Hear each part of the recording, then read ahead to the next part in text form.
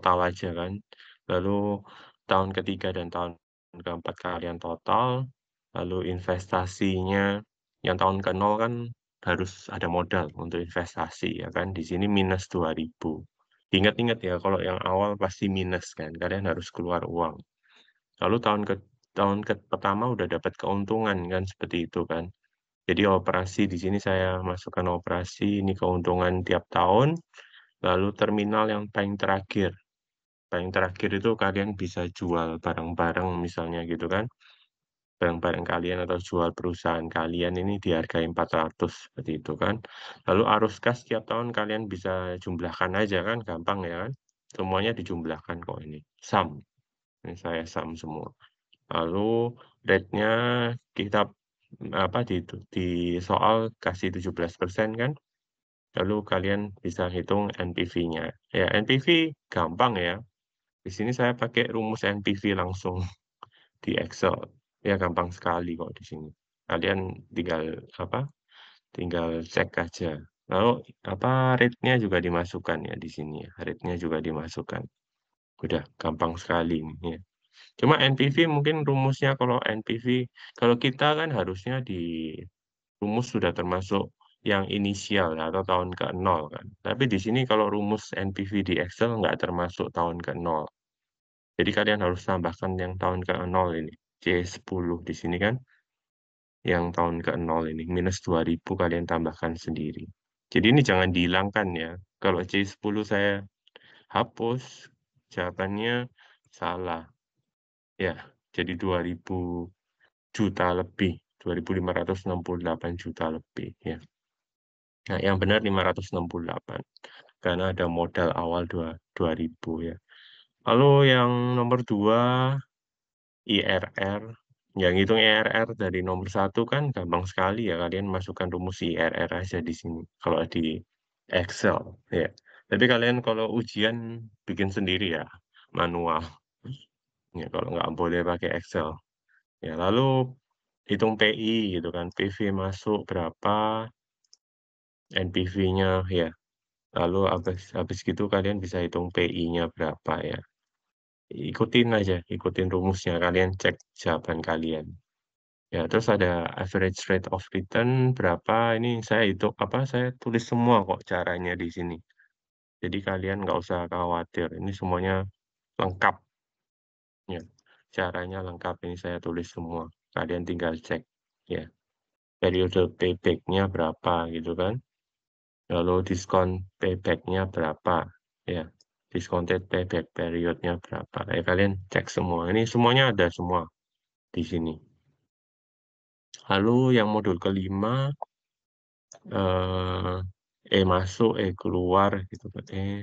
Enggak, tahun pertama ya. Tahun pertama, di sini tahun kedua gitu kan. Ya, sigma ini total semua ya. Total semua, kalian cek aja rumusnya di sini kan. Atau kalian cek rumus di modul lah.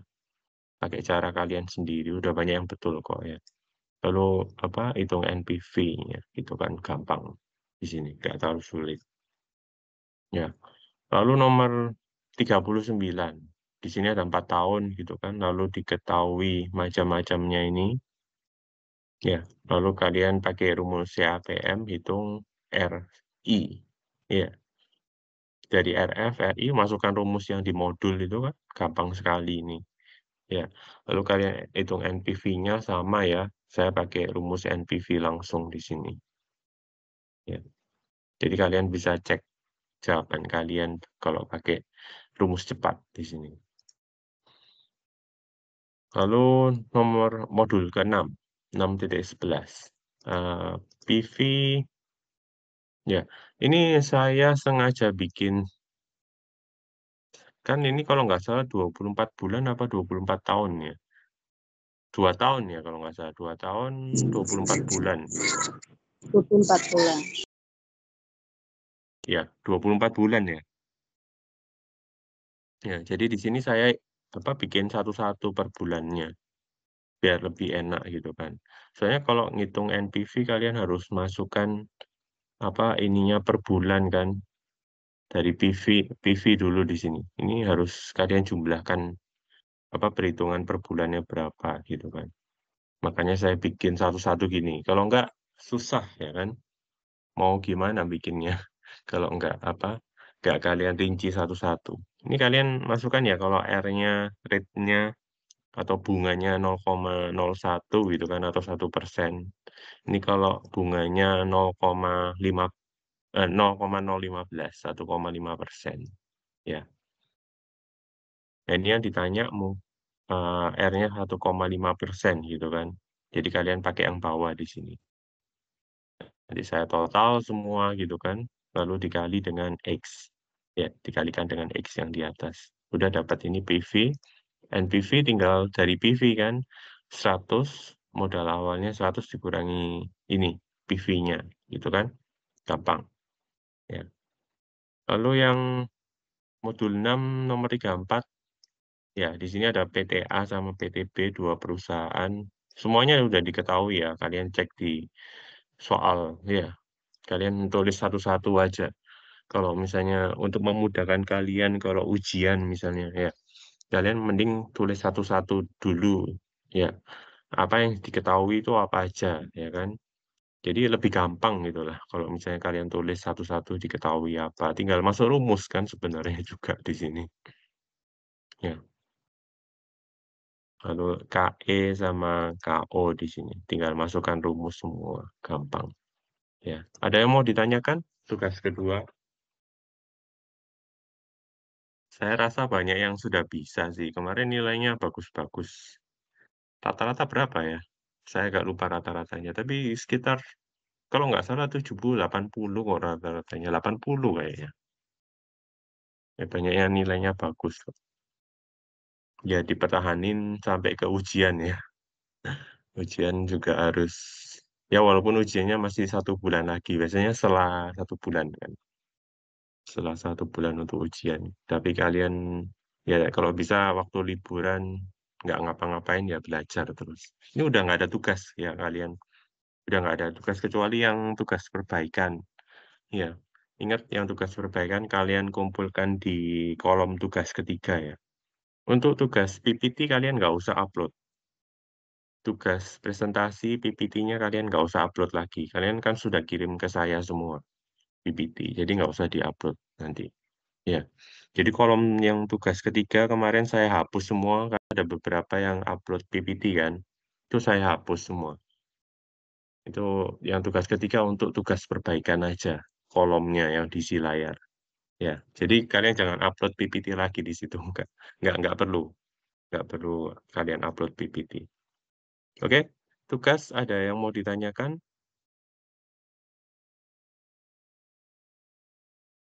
Kalau nggak ada, kita ke materi modul terakhir ya, modul ke-9. Oke, jadi, saya ingatkan lagi, tetap dipelajarin modul ke-8, modul ke-9 ya. Kalian tetap pelajarin waktu ujian, tapi nggak usah terlalu fokus ke sini ya, nggak usah terlalu fokus, ya kalian baca-baca aja ya. Ya kemungkinan keluar di ujian ada sih, tapi lebih kecil kemungkinannya. Soalnya lebih utama itu yang di awal-awal itu. Modul kedua sampai modul ke-7 gitulah, itu paling utama ya di pelajaran pelajaran manajemen keuangan. Yang modul 8, 9 ya sebenarnya penting juga, tapi kalian nggak usah terlalu fokus sampai belajar, spend waktu banyak gitu, ya. Kalian pelajarin aja, baca-baca gitu ya. Oke. Kalau nggak ada pertanyaan tugas, saya langsung panggil kelompok ke-8 ya ini. Kelompok ke-8 yang akan presentasi modul ke-9. Silakan, ini topik-topik khusus dalam keuangan, manajemen keuangan. Oke, silakan. Wahid Tamimi, Nani Farida, Saina, lalu Dwi Jayanti ya.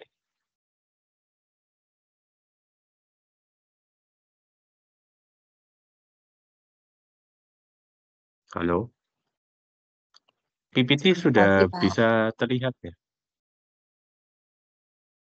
Selamat pagi, PPT-nya Pak. sudah terlihat? Ya, selamat pagi Saina. PPT-nya kelihatan ya udah? Udah, Pak. Udah kelihatan, Nah, oke. Saina Selamat pagi. boleh ya, Selamat pagi buat teman-teman sama Pak Peri. Saya Aina, perwakilan dari kelompok 9 yang akan membahas topik-topik khusus dalam keuangan yang terdiri dari Wahid Amini, Nani Farida, Saina, dan Dwi Jayanti. Maaf Pak, dari kelompok kami kayaknya belum ada yang masuk deh. belum ada yang apa? Belum ada yang pada masuk kelas kayaknya. Mungkin. Yang presentasi pertama siapa? Oh, yang presentasi itu Yang Saina pertama dulu, sama Bang Wahid. Kalau yang 2 orang itu dia bikin PPT. bikin PPT. Ya, kayak Oh, gitu yang gitu. jadi yang presentasi pertama Saina dulu atau gimana? Siapa aja lah Pak, Oh, soalnya nggak ada temen. ya kenapa? Siapa aja Pak, soalnya di sini nggak ada teman gitu loh, cuma Saina aja perwakilan dari kelompok Oh, 9. oke. Ya boleh mungkin Wahid udah join belum ya? Belum kayaknya Wahid Pak. belum join kayaknya. Ya boleh boleh. Saina dulu boleh dipresentasikan dulu. Yang pertama, merger dan akuisisi. Yang A, motif merger dan akuisisi. Pengertian merger dan akuisisi ialah alternatif untuk melakukan ekspansi atau perluasan usaha. Berikut beberapa alasan mengapa perusahaan melakukan akuisisi. Yang pertama, mempercepat pertumbuhan perusahaan daripada harus membangun unit usaha sendiri. Yang kedua, motif ekonomi atau pembelian perusahaan lain akan terjadi apabila pembelian tersebut menguntungkan bagi kita dan juga bagi perusahaan yang kita beli atau menguntungkan kedua belah pihak. Yang ketiga, faktor sinergi yang berarti laba menjadi lebih besar daripada penjumlahan dari masing-masing komponen. Yang keempat, manfaat ekonomi atau pemanfaatan manajemen salah satu perusahaan yang digabung lebih baik dari perusahaan satunya dan pemanfaatan akumulatif losses untuk penghematan pajak. Yang kelima, dubious diverifikasi dan jumlah earnings per share EPS. Pertumbuhan EPS yang mempengaruhi nilai ekuitas atau harga saham, bukan jumlah EPS saat ini. Alasan EPS di masa akan datang pertumbuhannya. EPS saat ini bisa meningkat, tetapi tidak membuat pemilik perusahaan menjadi lebih kaya karena harga sahamnya tidak meningkat. Sebagai contoh, bisa dilihat di gambar.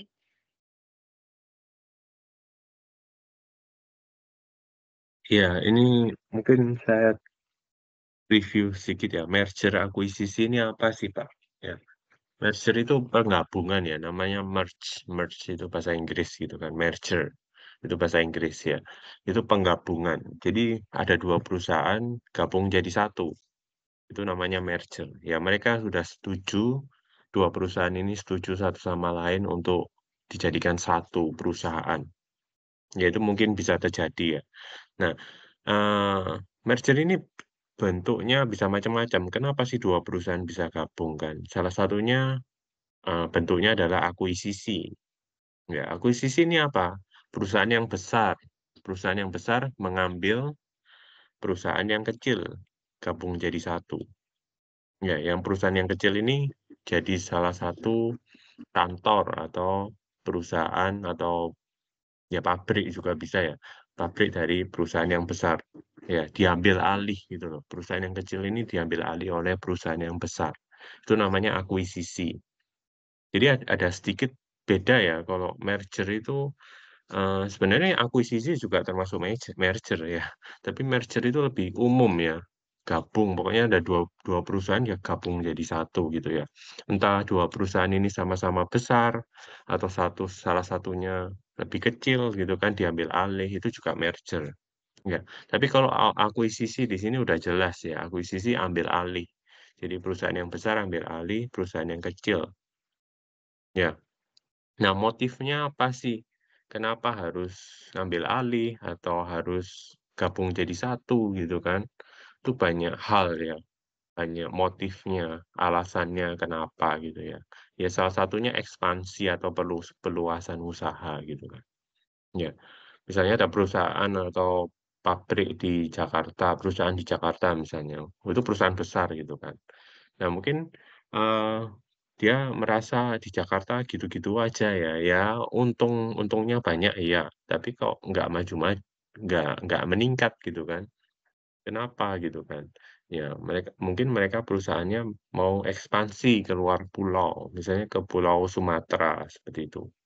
Ya, mereka mau ekspansi ke luar pulau. Nah, kalau misalnya mendirikan perusahaan sendiri di luar pulau kan, apa, biayanya mahal sekali ya kan, harus sama waktunya lama gitu kan, harus rekrut karyawan, harus ngirim manajer ke sana gitu kan, harus bangun kantornya atau sewa kantor, cari-cari tempat apa, kantornya, harus bangun pabrik, gudang gitu kan, banyak yang dipikirkan. Kalau misalnya kalian, ekspansinya tanpa merger, ya kan. Nah, kalau pakai akuisisi atau merger, itu lebih gampang. Ya, kenapa lebih gampang? Ya di sana, di Sumatera udah ada misalnya ada satu perusahaan kecil gitu, udah ada gudang, udah ada karyawan, udah ada manajernya, udah ada pabriknya, udah ada kantornya. Enak kalian tinggal ambil aja, beli semua. Bisa ya. Tapi harus persetujuan belah pihak ya. Nggak bisa kita langsung ambil gitu, kayak penjajahan gitu nggak bisa. Jadi yang pihak sana yang di Sumatera sama pihak yang di Jakarta, yang perusahaan besar ini harus udah rapat dulu ya, udah rapat dulu, terus tanda tangan kontrak dan lain-lain ya, harus bayar dulu. Ya bayar juga, yang perusahaan yang besar ini bayar ke pemilik perusahaan yang kecil, ya. Jadi semuanya dibayar semua, udah akhirnya perusahaan yang kecil ini bisa diambil alih. Enak kan? Semuanya udah ada, karyawan udah ada, pabrik ada, gudang ada, kan lebih gampang ekspansinya daripada kalian mendirikan sendiri semuanya, ya kan, dari awal gitu kan. Oke, bisa dilanjutin, Saina? Kenapa bisa? Oh, di bawah ini adalah contoh gambar PTA merencanakan mengekuisisi PTB.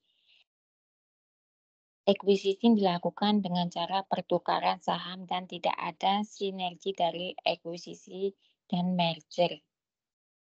Ini bisa dapat kita lihat EPS, PTA, dan PTB.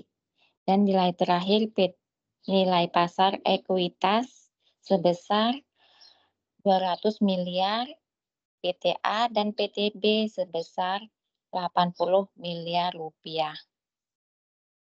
Dari laba setelah pajak 20 miliar, 20 miliar ini harga per lembar saham ditambah 20 miliar sama dengan 40 miliar rupiah.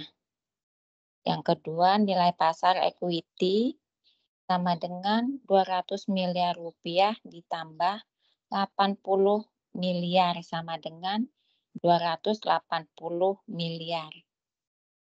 Jumlah lembar saham 10 juta rupiah ditambah 80 miliar rupiah dibagi 20 juta rupiah sama dengan 14 juta lembar. Dengan demikian bisa dihitung EPS harga saham dan PIR. Hasilnya disajikan dalam tabel di bawah ini. PTA dan PTB, di sini ada EPS-nya, ada harga per lembar saham, EIR, jumlah lembar saham, laba setelah pajak, nilai pasar ekuitas. Bisa dilihat di tabel di sini ya, teman-teman. Oke, ya saya tambahkan sedikit lah. Di sini kalau udah gabung ya, ini kalau bisa kalian kalau sebelum gabung ini datanya seperti di tabel yang di atas. Terus sebelum gabung, ya. Lalu kalian mau gabung dua perusahaan ini, yang PTA ini ambil PTB atau PTA mengakuisisi PTB di sini kan. Nah, jadi kalian harus hitungnya gabungan ya. Kan udah jadi satu perusahaan sekarang gitu kan konsepnya ya. Jadi labanya kalian tinggal total ya, kalau misalnya sama-sama 20 miliar nih labanya masing-masing perusahaan. Kalian total aja gampang. Equity juga kalian total semua. Ya 200 sama 80 total kan. Nah, yang agak beda di sini jumlah lembar sahamnya ya. Kenapa agak beda, Pak? Karena sekarang ngikuti harga sahamnya yang PTA, karena PTA yang ngambil PTB kan. Jadi setelah PTA ambil PTB, mengakuisisi PTB, PTB ini udah nggak ada. PTB ini hilang. Jadi sahamnya PTB udah hilang gitu kan. Sahamnya PTB ini hilang. Jadi harganya harus ikut harga saham PTA. Ya. Jadi kalau kalian hitung jumlah lembar saham PTA itu kan gampang ya, nilai pasar ekuitasnya 200, kalian bagi dengan harga per lembar sahamnya 20.000 di sini kan. 200 miliar dibagi 20.000, 10 juta. Ini untuk PTA yang awal, ya. Nah, untuk yang PTB karena udah diambil PTA, kalian harus ikut 20.000 harga sahamnya. Harga sahamnya pakai yang 20.000, jangan kalian pakai yang PTB harga saham 8.000 ini. Kan udah hilang kan, PTB udah hilang. Jadi sahamnya diserahkan semua ke PTA. Jadi harganya pakai 20.000 ya. Jadi nilai pasar ekuitasnya PTB 80 miliar kalian bagi dengan harga per lembar sahamnya PTA 20.000. Jadi totalnya berapa ini? Ya, ingat-ingat ya yang ini jumlah lembar saham. Ya udah, yang terakhir EPS sama PER ya. EPS sama PER kalian bisa hitung dari mana? Ya dari setelah penggabungan ini berapa gitu kan. Ya ini EPS-nya berapa, PER-nya berapa, 10 kali sama 4 kali. Ini sebelum gabung lah ini. Ini sebelum gabung. Soalnya harga per lembar sahamnya di sini masih beda ya. 20.000 PTA sama PTB 8.000 ya. Ini masih belum belum gabung lah. Mungkin dilanjutkan dulu. Oh ini ada lanjutannya ini kan. Silakan Saina. Baik, Pak. Yang keempat, dengan demikian bisa dihitung IPS harga saham dan PIR. Hasilnya disajikan dalam tabel berikut. Perbedaannya di sini IPS, harga per lembar saham, PIR, jumlah lembar saham, laba setelah pajak, nilai pasar ekuitas. Perbedaannya PTA dan PTB di sini udah ada nilai-nilainya. Kita lihat bahwa harga saham PTA setelah merger tetap Rp20.000 tetap sebesar Rp20.000, baik sebelum ataupun sesudah merger. Hal ini disebut sebagai bootstrap effect. Yang B, menaksir biaya dan manfaat akuisisi. Analisis dilakukan dengan menggunakan asumsi bahwa pasar modal adalah efisien. Dengan demikian, harga saham yang tercantum di bursa merupakan harga yang wajar.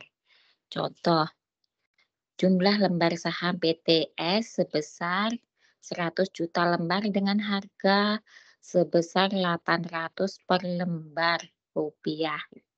Nilai ekuitas PTS sebesar Rp 80 miliar, PVS sama dengan 80 miliar rupiah. Apabila PTS dibeli oleh PTA, maka PTS Acquired Company, PTA Acquiring Company. Kemungkinan para pemegang saham PTS akan meminta harga yang lebih tinggi dari Rp800 per lembar.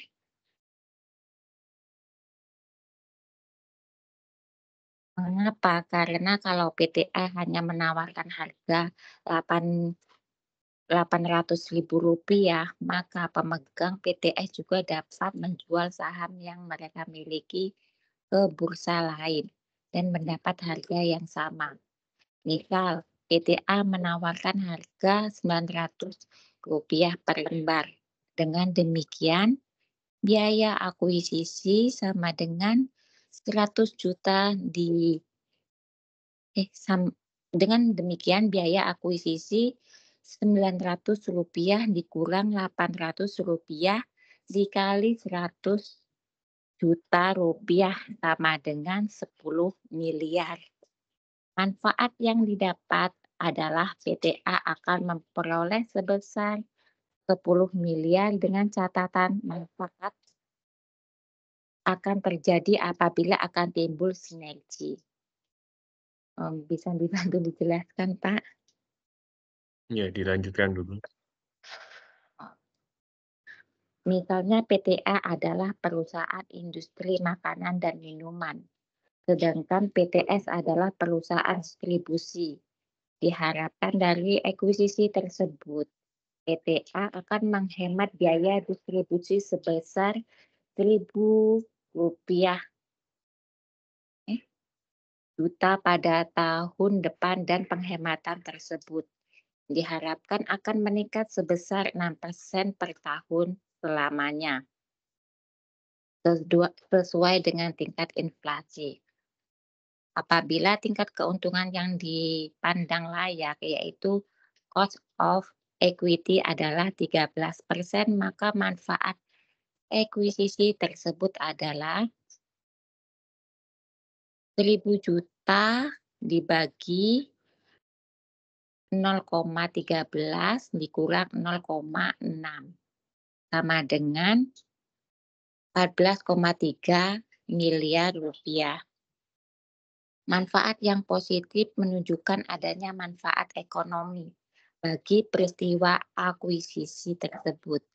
Misalkan jumlah lembar saham PTA adalah 500 lembar sama dengan Rp1.200. Dengan demikian PVA sama dengan 600 miliar rupiah. Sedangkan gabungan PTA dan PTS setelah memperoleh manfaat juga dapat dihitung dengan PVAS dikurang manfaat juga dihitung dengan PVA ditambah PVS dikurang PVAS sama dengan 694,3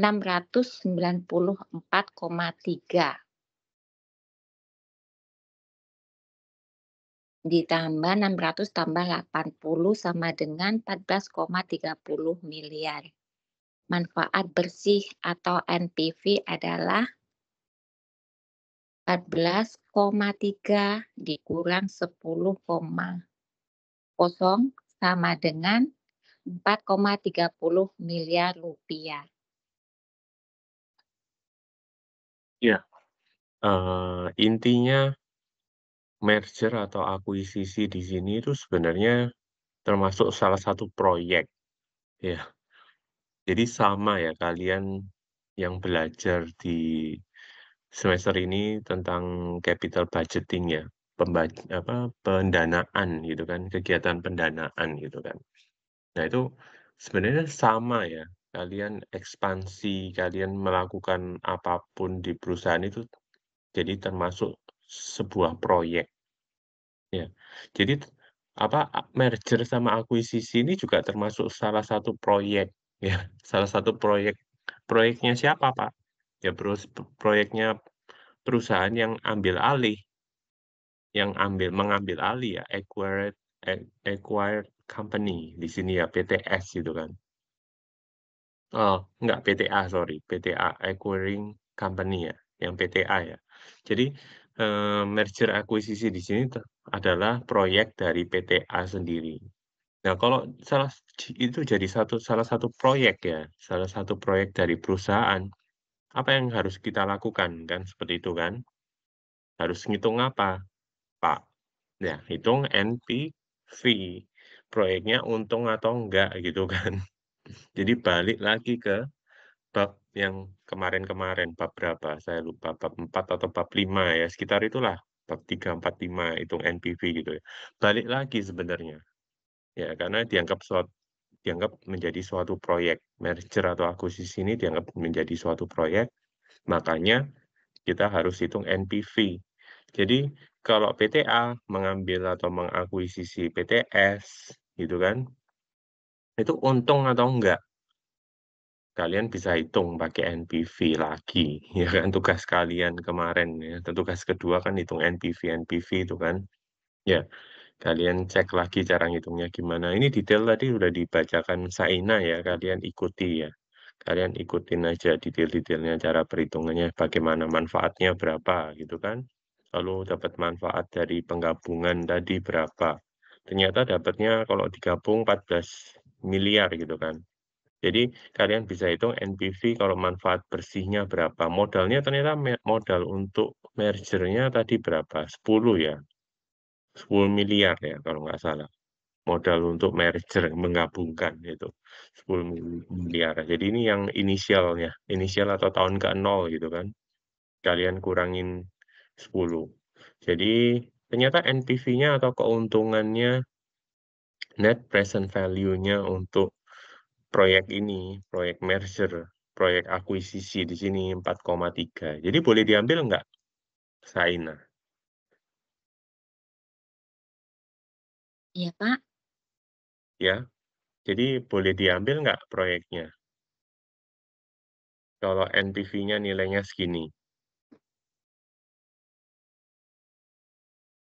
Mungkin bisa ya, Pak, ya, kurang paham juga. Kurang paham tugas kemarin, ayo.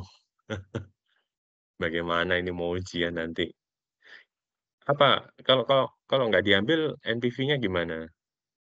Oh, NPV-nya segini saya nggak mau ambil. Kalau NPV-nya segini saya mau ambil proyeknya. Ingat nggak yang kemarin? Ayo.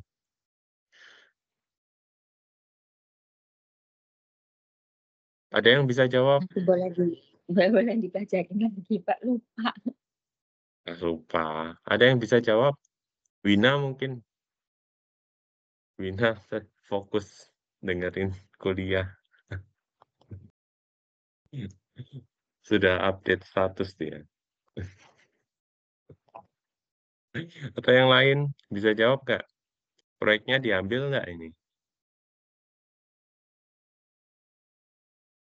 PTS diakuisisi nggak ini? Nggak ada yang bisa jawab. Wah, lupa semua. Kalau NPV-nya positif kan untung gitu kan. Jadi diambil nggak proyeknya? Atau PTS-nya diakuisisi nggak? Ya diakuisisi dong, diambil aja proyeknya untung kok. Kalau yang nggak diambil apa? Kalau NPV-nya negatif. Kalau negatif NPV-nya kan rugi. Kalau NPV-nya rugi ya jangan diambil. PTS ini jangan diambil. Ya, kalau ternyata NPV-nya positif, ya PTS diambil aja, diakuisisi aja. Kan untung buat PTA di sini, positif. Positif kan keuntungannya masuk ke PTA ini semua. 4,3 miliar masuk ke PTA ini. Ya, diingat-ingat ya, NPV positif diambil, NPV negatif ditolak proyeknya, jangan diambil proyeknya. Oke? Diingat lagi yang kemarin-kemarin teorinya. Oke, dilanjutkan boleh, Saina. Baik, Pak.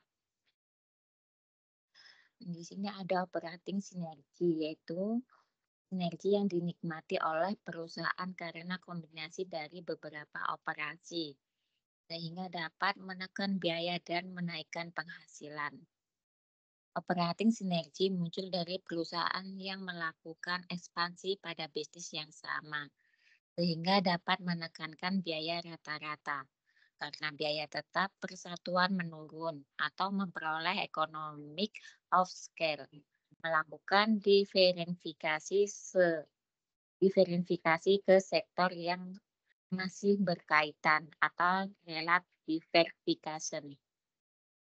Financial synergy berasal dari penghematan yang dinikmati perusahaan yang berasal dari sumber pendanaan financing. Sinergi finansial juga diperoleh dari konglomerat merger, yang berarti penggabungan perusahaan bisa berasal dari ekuisisi dan dari berbagai jenis kegiatan yang secara operasional tidak berkaitan satu sama lain. Contohnya yang pertama, perusahaan semen membeli supermarket, PT Indosemen Industri Semen mengakuisisi Indofood makanan, Bogasari tepung terigu, dan Wisma Indosemen properti.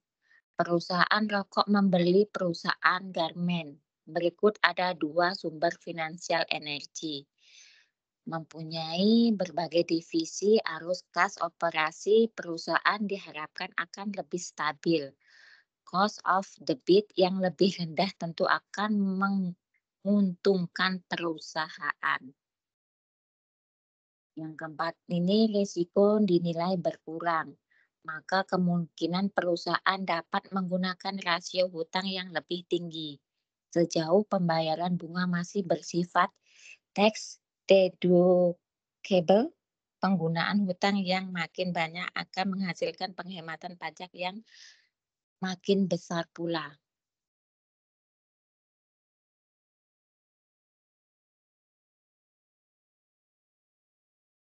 Pak, Oke, jadi penggabungan juga penggabungan apa yang digabung selain tadi ngitung EPS atau PER ya kan tadi, lalu jumlah lembar saham kan tadi, sahamnya ternyata gabung juga kan. Nah, apalagi yang gabung di sini? Operasinya juga bisa gabung.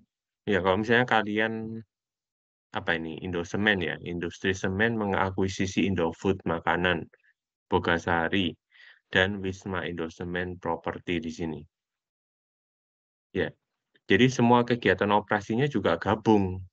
Ya, jadi misalnya, ini agak aneh ya, nggak tahu ini benar apa enggak sih, ngopi dari modul. Kalau makanan mengakuisisi Bogasari masuk akal ya, kok semen ngasus mengakuisisi Indofood. kalau Nggak semen tahu dicek lagi mengakuisisi nih. Wisma Indosemen properti mungkin bisa masuk akal ya, Pak. Ya makanya ini kalian salah copy nih, gimana ini, nanti kalian cek lagi, ya. Nah, Pak. kalau Indofood, akuisisi Bogasari masuk akal ya, tepung terigu. Karena tepung terigu kan bahan ini ya, bahan utama untuk bikin makanan atau bikin kue gitu kan, bikin roti gitu, Indofood. Mungkin banyak apa, bikin roti gitu misalnya ya, atau bahan-bahan lain. Ini bahan mentahnya itu dari Bogasari di sini kan, tepung terigunya. Jadi kalau kalian ambil dari Bogasari kan, misalnya tiap kali bahan mentahnya atau tepungnya kalian ambil dari Bogasari kan mahal, gitu kan, bahannya mahal gitu kan. Ya walaupun ada diskon-diskon karena ambilnya banyak gitu kan, tapi, eee, kalau misalnya kalian akuisisi Bogasari jadi perusahaan kalian sendiri, yaitu kalian jadi operasinya gabung. Ya kalian harus mantau produksi tepung terigunya gitu kan. Lalu tepung terigunya bisa kalian pakai sendiri di PT Indofood-nya gitu, ya. Jadi lebih enak ya, lebih enak, terus habis itu lebih modalnya yang dikeluarkan lebih kecil. Soalnya keuntungannya ya terakhir aja, perhitungan keuntungan nanti mau ambil untung berapa kan di terakhir.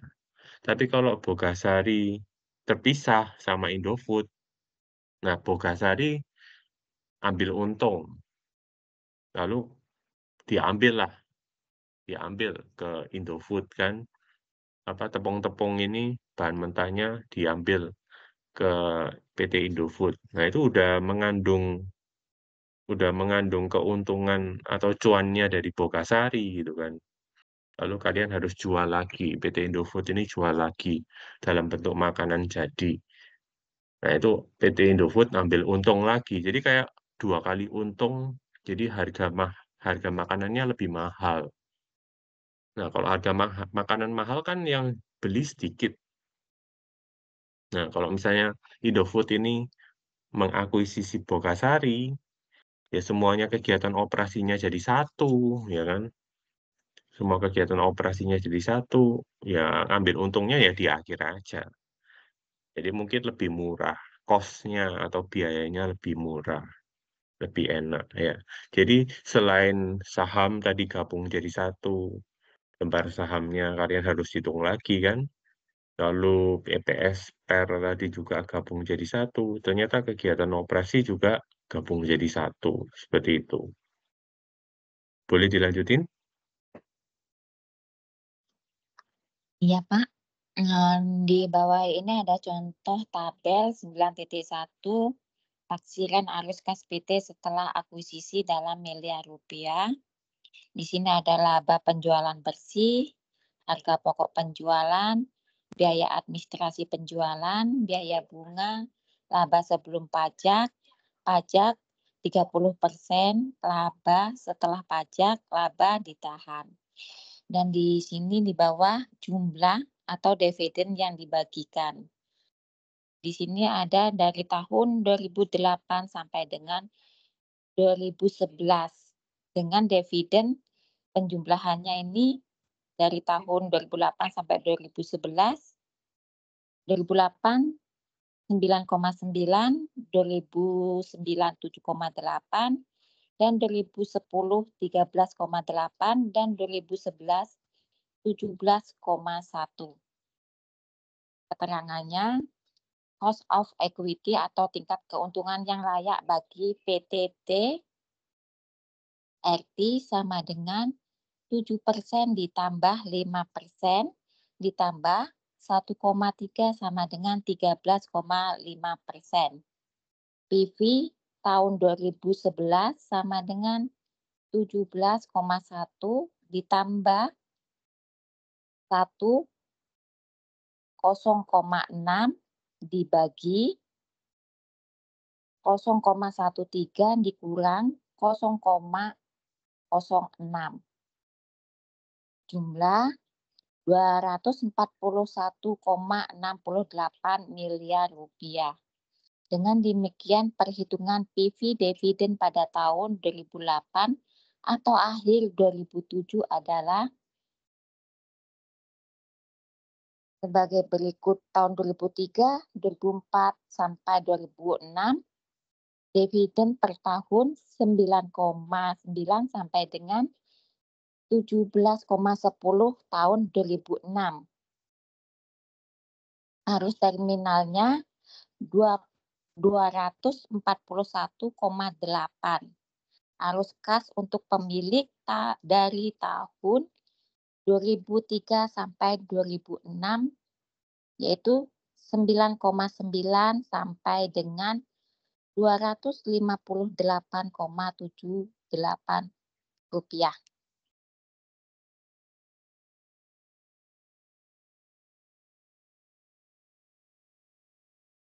Oke. Jadi setelah akuisisi ya, setelah penggabungan di sini kalian bisa rinci satu-satu ya. Tahun 2008 berapa, 2009, 2010, 2011 di sini. Ternyata dividen yang dibagikan naik ya, labanya naik di sini setelah penggabungan. Ya, kalian bisa cek laba ditahan itu kelihatan. Dari 1,6 jadi 10 lompat ini. Banyak sekali. Ya mungkin di tahun awal kan butuh modal banyak ya untuk proyek kan, untuk akuisisi gitu kan. Butuh keluar banyak uang. Makanya di sini labanya kecil sekali 1,6. Tapi setelah itu tahun 2009 naik di sini. Ya. Lalu 2010 mulai stabil, 2011 ya turun sedikit paling tapi mulai stabil gitu kan. Nah, yang kalian harus lihat sebenarnya dividen yang dibagikan ini. Ya, dividen yang dibagikan ini, ya. Jadi dia naik ya, sampai 13,8 terus 17,1 tahun 2011. Ya, ini kalian bisa hitung satu-satu lah, nggak terlalu sulit. Ini kan laporan keuangan laba rugi. Ya, laba rugi. Di akuntansi kalian hitung satu-satu kan gampang. Ya, tinggal kurang-kurangin tambah-tambahan gitu kan, udah bisa dihitung. Oke. Dilanjutkan. D. Friendly merger atau social takeover. Friendly merger merupakan gabungan dua perusahaan yang dilakukan secara bersahabat atau dalam arti lain manajemen, direksi. Kedua perusahaan tersebut sepakat. Yang kedua, faktor yang diutarakan adalah harganya dinilai layak, sehingga dilakukan akuisisi dan merger yang bersahabat. Yang ketiga, hostile takeover merupakan pengambilan suatu perusahaan oleh perusahaan lain, tetapi manajemen perusahaan yang diambil alih tidak setuju. Yang keempat, alasan yang dikemukakan umumnya adalah harga yang ditawarkan terlampau rendah. Yang kelima, alasan yang tidak dikemukakan mungkin kekhawatiran kehilangan kedudukan mereka, yaitu manajemen perusahaan yang diambil alih atau kompensasi atas penggantian mereka dinilai tidak memadai. Berikut beberapa taktik perusahaan untuk mempertahankan diri atau defense tactics supaya akuisisi batal. Yang pertama, Golden Parachute. Taktik ini menyatakan bahwa apabila manajemen perusahaan akan memperoleh kompensasi yang sangat besar apabila mereka kehilangan jabatan karena perusahaan diakuisisi. Yang kedua, poison pill taktik. Ini ditempuh oleh manajemen yang akan diakuisisi dengan menerbitkan obligasi yang disertai warrant yang dapat ditukar dengan saham perusahaan dengan harga yang sangat rendah. Yang ketiga, taktik lain dengan cara mencari calon pembeli baru. Friendly merger atau hostile takeover terjadi di negara yang pihak manajemen mempunyai wewenang untuk menyetujui atau tidak menyetujui merger dan akuisisi seperti Amerika Serikat dan Kanada.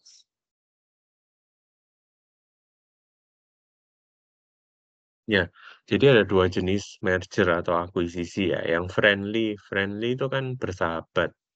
Jadi ini kurang I ya, FRIENDLY ini. Mungkin modulnya juga salah atau gimana ya, friend.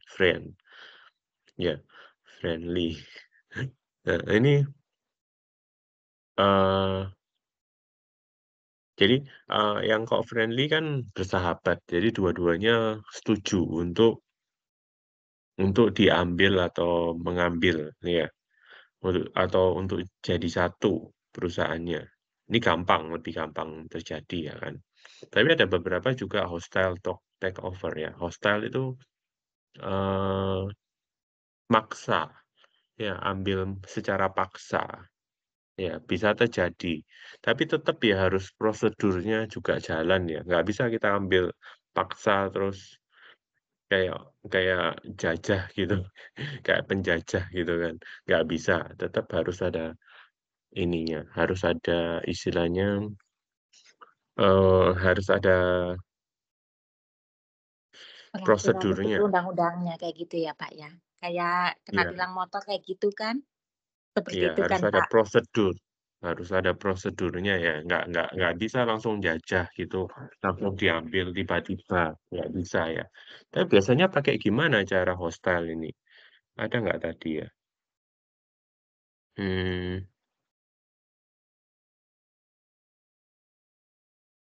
biasanya sih membeli saham ya, kalau kalau hostile ini beli saham ya. Jadi kayak, perusahaan yang besar ini beli saham besar-besaran, perusahaan yang kecil. Jadi saham perusahaan yang kecil ini perusahaan B misalnya. Nah ini sahamnya tiba-tiba dibeli semua sama perusahaan A. Nah kalau sahamnya 50% ke atas menjadi salah satu pemilik atau satu pihak, nah perusahaan ini harus dioper atau dialihkan ke, apa nama, CEO atau direktur yang lain, yang punya persentase saham 50% ke atas. Jadi bisa pakai cara itu taktiknya. Jadi perusahaan yang besar ini beli saham perusahaan yang kecil.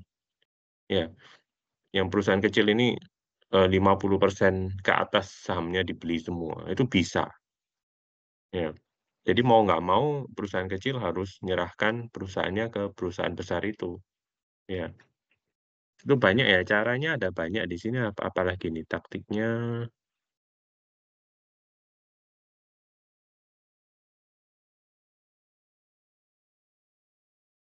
ini. Oh, nggak ada ya? Taktiknya nggak di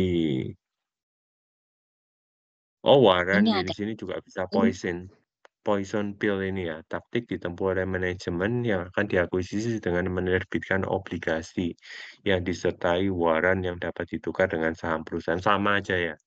Jadi ujung-ujungnya ke saham. Jadi sahamnya kalau dimiliki 50% ke atas, jumlah saham total 50% ke atas ya harus pelan-pelan dipindahkan pelan-pelan perusahaannya harus dikasih ke direktur yang baru ini yang punya saham lebih dari 50%. Seperti itu. Ujung-ujungnya ke saham sih memang, ya. Oke, dilanjutkan ke KB2, restrukturisasi, reorganisasi, likuidasi, ya. Ini banyak teori ya, kalian baca-baca. Oke, boleh dilanjutkan. Silakan. ya, Pak. Tetap Saina atau yang lain Wahid udah datang belum? Kurang paham. Teman-teman udah datang apa belum? Nggak datang ini, nggak masuk Wahid. Oke, ya udah dilanjutkan. Baik, Pak. Kegiatan belajar 2. Terdapat restrukturisasi ya. Mau dilanjut apa gantian? Oh, Bang Wahid udah Oh, datang. Wahid ada ya, Satu udah. gitu. Boleh? Silakan kalian diskusi sendiri mau lanjutkan. Oh, baik Bang. Boleh dilanjut Bang. Bang Wahid boleh dilanjut Bang. Ya, bisa. Kegiatan belajar 2, restrukturisasi, reorganisasi, dan likuidasi. A. Restrukturisasi. Pertama, restrukturisasi merupakan kegiatan untuk mengubah struktur perusahaan. Dengan demikian, pengertian restrukturisasi sebenarnya dapat dalam artian makin membesar atau makin ramping. Restrukturisasi dalam artian ini dapat dilakukan dengan melakukan penjualan unit-unit kegiatan atau sell-off, atau pemisahan unit-unit kegiatan tersebut dari kegiatan korporasi atau spin-off. 2. Tingkat kegiatan terlalu rendah sehingga sulit tercapai economies of scale-nya. 3. Bukan berada pada bisnis utama, korporasi kemudian kurang memperhatikan unit tersebut. 4. Going private. Beberapa perusahaan berpendapat bahwa go publik dinilai membebani perusahaan dan direksi. 5. Leverage buyout, untuk membeli kembali saham-saham yang semula demikian oleh para anggota masyarakat. Para direksi yang memutuskan akan go privat mungkin terpaksa menggunakan bantuan dana pihak ketiga. 6. Direksi akan menerbitkan obligasi yang mempunyai coupon rate yang sangat tinggi. Next, Pak, atau Ya, yang pertama restrukturisasi ya. Itu mengubah struktur, ya, mengubah struktur. Bisa diperbesar atau dirampingkan seperti itu kan. Jadi ada bisa unit kegiatannya dijual gitu kan atau sell off atau dipisah unit-unit kegiatannya dalam kegiatan operasi. Ya, operasinya bisa dipisah-pisah, misalnya proses misalnya apa ya, produksi mobil seperti itu. Nah, kalau misal awalnya semuanya jadi satu produksinya, ya udah produksi mobil aja. Nah, ternyata kalau jadi satu gitu ribet atau gimana gitu kan. Nah, bisa perusahaan merestrukturisasi, dibeda-bedakan jadi divisi-divisi. Ya, divisi misalnya yang pertama divisi apa? Divisi spare part misalnya. Terus yang kedua divisi pengecetan. Yang ketiga mungkin divisi penggabungan, ya penggabungan apa, komponen-komponen mobilnya seperti itu. Itu juga termasuk restrukturisasi ya. Jadi pasti ngefek ke perusahaannya, ngefek ke laporan keuangannya, ya, ngefek ke akun-akunnya seperti itu ya. Kalau di keuangan ya ngefek akun-akunnya itu, akun jurnal-jurnal, ya jurnal besar, jurnal apa, itu termasuk ngefek semua ya, harus diubah, dirombak, ya seperti itu. Ya, terus bisa going private juga di sini. Go public sama go private tahu bedanya apa? Kalau go public itu IPO ya, jadi perusahaannya mencantumkan sahamnya di bursa efek. Jadi orang-orang yang awam ini kita bisa beli, investor dari luar kita bisa beli ya. Kayak kita beli saham ya kan, kita bisa beli sahamnya Gudang Garam, bisa beli sahamnya apa namanya, Gudang Garam, Indofood, macam-macam itu kan, Bank BCA, itu mereka soalnya udah go public, sahamnya bisa di dibeli oleh publik ya. Nah itu kalau misalnya mereka ngerasa, oh kalau nerbitin saham itu rugi misalnya, atau ribet, ya ribet itu kan memang harus mencantumkan atau melaporkan laporan keuangan tiap kuartal ya, tiap 3 bulan sekali itu harus dilaporkan ke Bursa Efek. Ribet ya, terus sama aturan-aturannya itu harus jelas semuanya ya, nggak boleh asal-asalan. Nah, perusahaan kadang merasa ribet ya, itu mereka bisa kadang going private.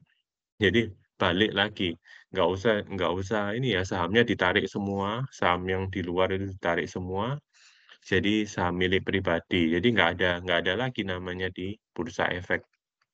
Nggak ada namanya di bursa efeknya, itu termasuk juga restrukturisasi. Jadi macam-macam ya tadi jenisnya.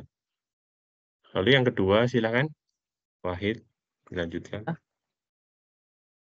Yang kedua atau reorganisasi. Reorganisasi dalam aspek finansial dilakukan untuk memperkecil beban finansial yang tetap sifatnya. Dalam reorganisasi finansial sering dibarengi dengan konsolidasi, yaitu membuat perusahaan jadi lebih ramping. Secara operasional, reorganisasi dan konsolidasi dilakukan dengan cara satu, melakukan penghematan biaya pengeluaran yang tidak perlu ditunda atau dibatalkan. Kedua, menjadi aktiva yang tidak diperlukan. Ketiga, divisi unit bisnis yang tidak menguntungkan dihilangkan atau digabung. Keempat, menunda secara ekspansi sampai situasi dinilai telah menguntungkan. Memanfaatkan kas yang ada, tidak menambahkan hutang, atau kalau dapat dikurangi dari hasil penjualan aktiva yang tidak diperlukan, dan menjadi likuiditas. Dalam jangka pendek mungkin sekali produktivitas dikorbankan atau produktivitas terpaksa negatif. C. Likuidasi. Saya buka yang di PDF dulu ya Pak ya. Soalnya kecil. Ya kalian bikin PPT-nya kok kecil banget C. tulisannya. Iya. Likuiditas. Ya, Likuiditas Likuidasi ditempuh apabila para kreditur berpendapat bahwa prospek perusahaan tidak lagi menguntungkan. Kedua, likuidasi mungkin memakan waktu yang lama dan aktiva mungkin terpaksa dijual dengan harga murah atau distress price. Tiga, perusahaan harus melunasi kewajiban tertentu terlebih dahulu, yaitu kewajiban terhadap para karyawan atau dalam kurung gaji yang belum dibayar, dan pemerintah dalam kurung pajak yang belum dibayar. Dengan demikian, dapat terjadi bahwa akhirnya kreditur akan menerima jumlah yang relatif sangat kecil hasil penjualan aktiva perusahaan. Likuidasi umumnya dilakukan dengan prioritas sebagai berikut. Pertama, kewajiban terhadap para karyawan, hutang, upah, dan gaji dipenuhi terlebih dahulu. Kedua, kewajiban terhadap pemerintah atau hutang pajak dipenuhi. Aktiva-aktiva yang ketiga, aktiva-aktiva yang digunakan, dijual, dan dipakai untuk melunasi hutang yang dijamin dengan agunan tersebut. Keempat, apabila hasil penjualan aktiva tersebut mencukupi, maka sisanya dapat dipergunakan untuk melunasi kreditur umum. Baiknya, apabila tidak mencukupi, kekurangannya menjadi kreditur umum. Keterangan garis tebal menunjukkan perusahaan yang bangkrut dan garis putus-putus menunjukkan perusahaan yang survive, seperti gambar di bawah ini.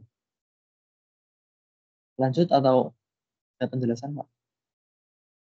Iya, tadi yang reorganisasi yang tadi saya bilang ya, divisinya bisa dipotong atau ditambah divisi, itu reorganisasi ya. Kalau likuidasi ya likuidasi, tahu likuidasi itu apa? Bangkrut ya. Dilikuidasi itu berarti bangkrut. Ya. Kalau udah nggak untung, perusahaannya rugi terus ya jangan ditahan-tahan ya. Bukan pahlawan ya, kita bukan pahlawan. Kalau kalian misalnya jadi manajer atau jadi ya mungkin di masa depan jadi direktur di perusahaan ya, ya itu jangan jadi pahlawan ya di perusahaan. Ya, kalau misalnya perusahaannya rugi ya harus tutup. Ya, mending kalian jual semua aset kalian, dapat untung gitu kan. Kalau kalau jual semua aset ya yang direkturnya kan uangnya ke direkturnya semua kan. Ya udah direkturnya tinggal pensiun, selesai. Ya, daripada kalian harus terus lanjutin perusahaan kalian, harus bayarin kerugiannya kalian kan, lama-lama kan asetnya jadi sedikit.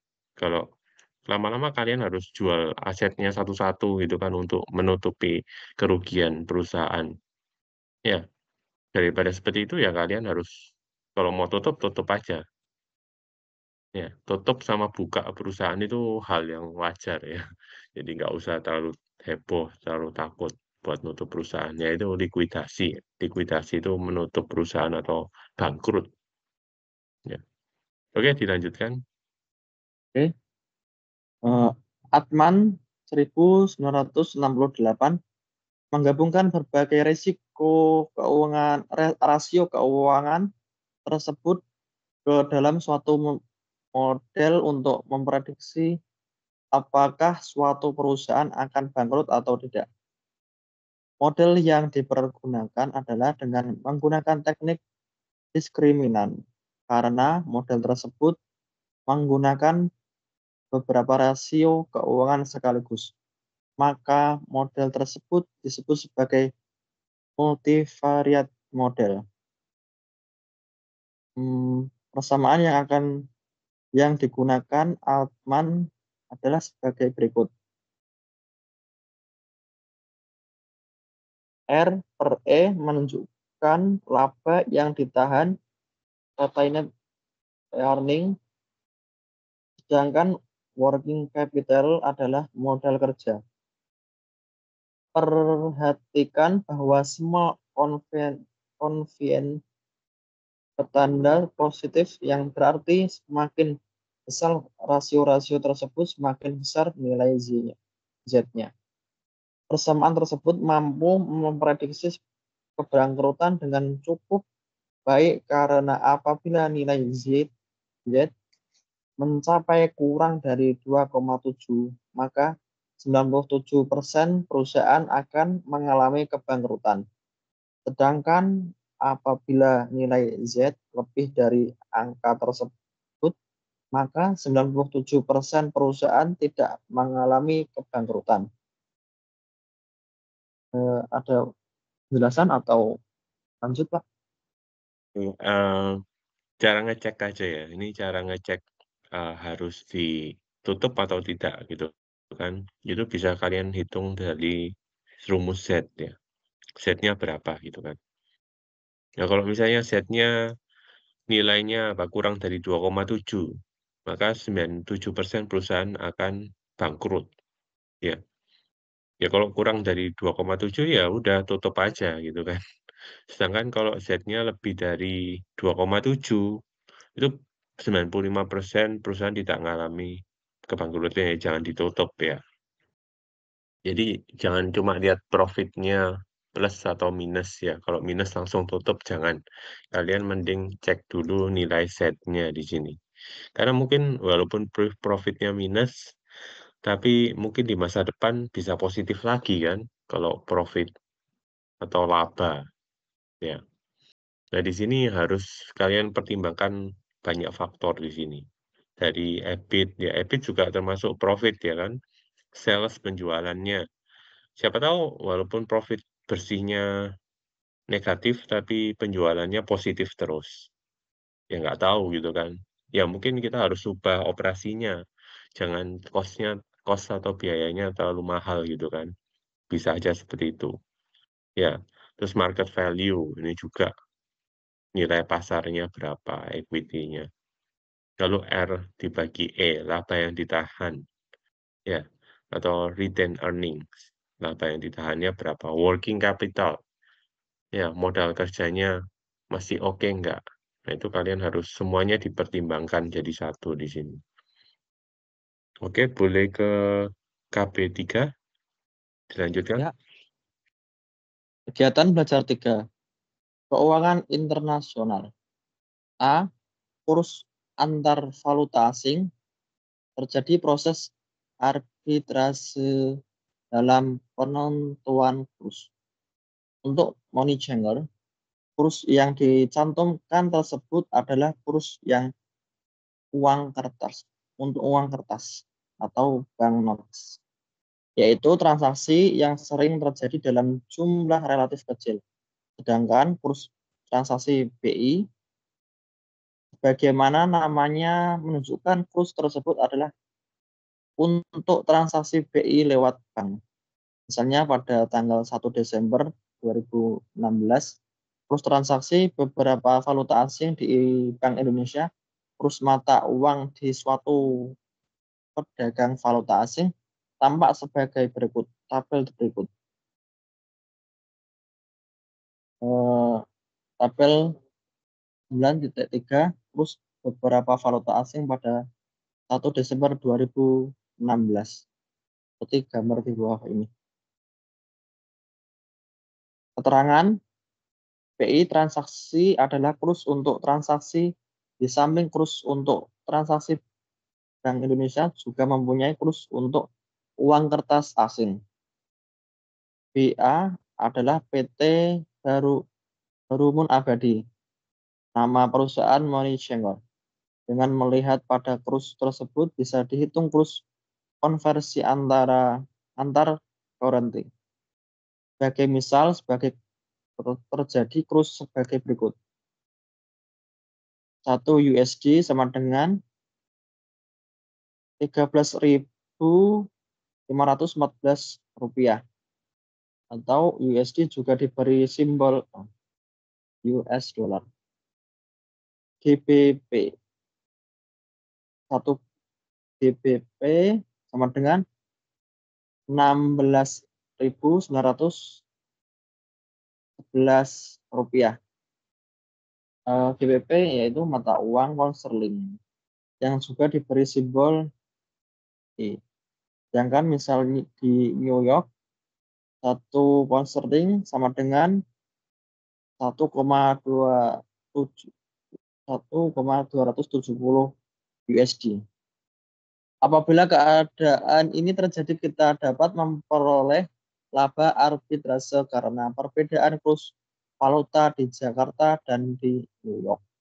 Di Jakarta, kurs yang terlaku antara pound sterling dan US dollar adalah 1 pound sterling sama dengan 1,251 US dollar, yaitu 16.911 rupiah atau 13.514 rupiah, sama dengan 1.251.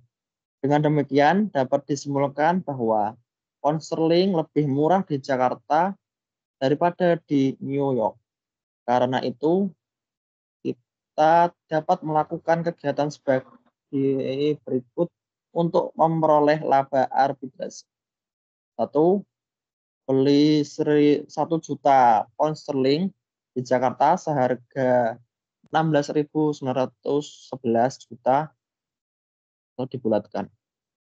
Kedua, transfer 1 juta pound sterling tersebut ke New York dan digunakan untuk membeli USD sebagai 1.270 US dollar. Ketiga, transfer uang senilai 1.270 US dollar ke Jakarta dan ditukar dengan rupiah.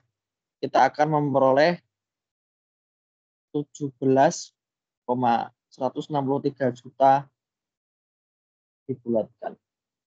4. Dengan demikian kita memperoleh laba arbitrase sebesar 252 juta. Dalam contoh tersebut, kita berasumsi bahwa kita bisa membeli pound sterling dari Bank Indonesia dengan kurs 16.911 rupiah.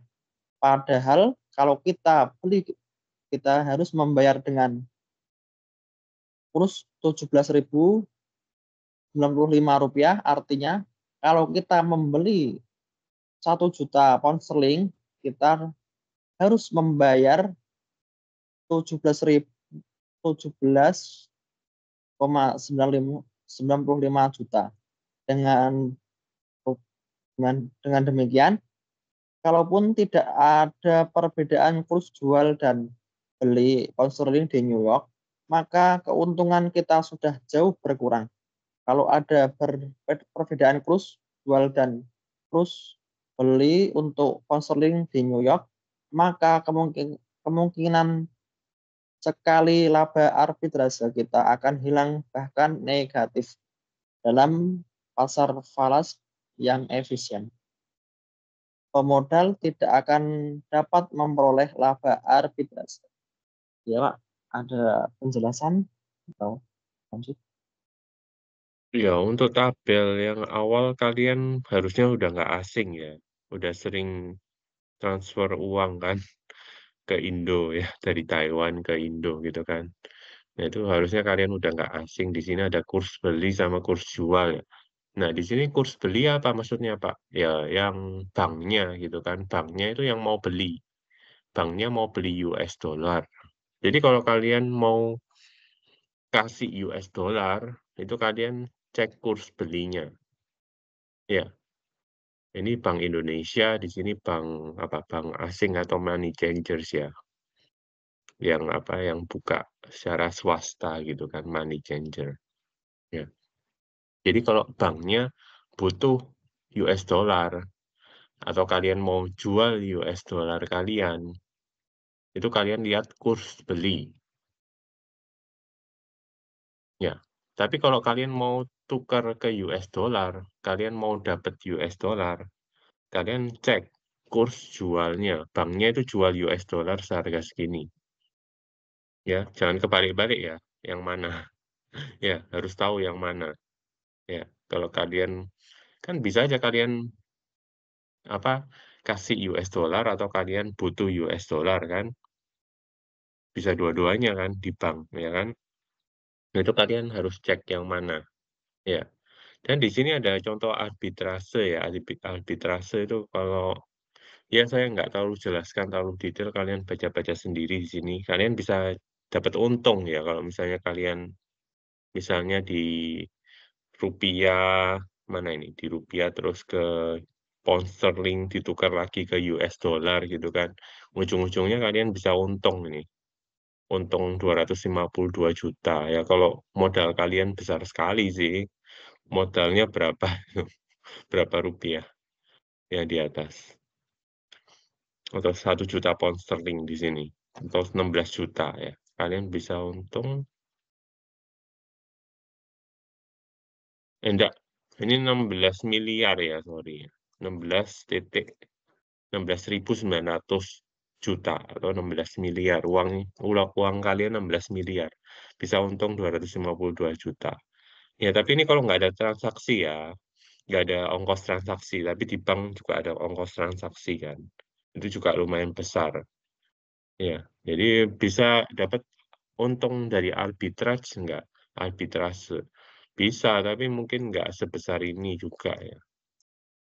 Dan mungkin ada batasan ya, kalian tukar uang juga ada batasannya, nggak mungkin 16 miliar dikasih sama banknya. Ya, prosesnya ribet ya kan, kalau tukar uang. Kalian kalian transfer uang ke Indo aja, ke rupiah kan, juga ada batasannya kan, harus maksimal berapa, 30.000 atau berapa ya. Sekarang mungkin bisa 50.000 atau 100.000, nggak tahu deh, kalian cek ya. Oke, dilanjutkan. Ya. B. Beberapa hubungan dasar. Ada beberapa cara yang dapat dilakukan LBS. Pertama, kita mungkin memiliki untuk membeli US dollar dengan forward rate. Misalkan kurs forward untuk US dollar enggak 3 bulan yang akan datang adalah 1 US dollar sama dengan 13.195 rupiah dengan membeli dolar dengan kurs forward. Kita akan memperoleh USD dengan kurs tersebut pada 3 bulan yang akan datang. Kedua, kita menggunakan fasilitas swap yang disediakan oleh bank-bank devisa.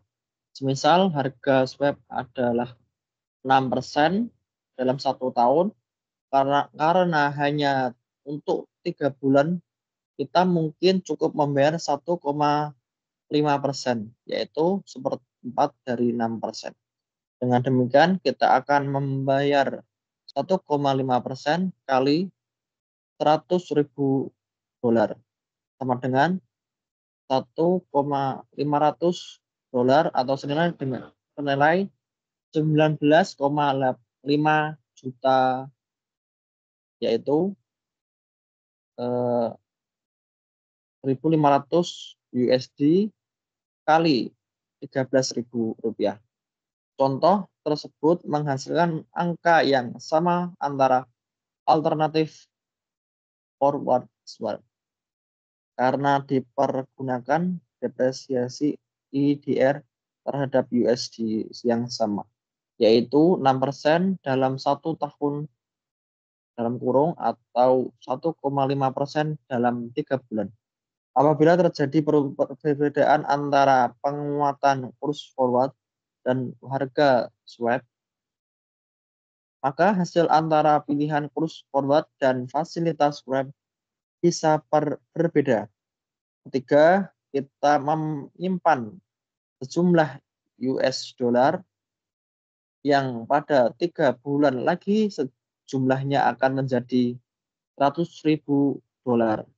Apabila tingkat bunga simpanan dalam dolar 1 R dolar sama dengan 1% per tahun antara sekitar 0,25% per triwulan. Maka kita cukup menyimpan saat ini sebesar 100.000 per sama dengan 1 plus 0,25 sama dengan 99,750 dolar. Kita lihat bahwa alternatif ketiga memberikan kas keluar yang paling besar. Hal ini terjadi karena kita telah memasukkan faktor perbedaan antara suku bunga simpanan dan suku bunga pinjaman atau spread. Waktu kita menyimpan dalam dolar, kita hanya memperoleh 1% per tahun bunga simpanan. Tetapi sewaktu kita meminjam, kita membayar 10.000 suku bunga pinjaman. Apabila kita membandingkan antara tingkat bunga simpanan dengan simpanan, maka seharusnya berlaku teori prioritas suku bunga atau interest rate priority theory yang menyatakan bahwa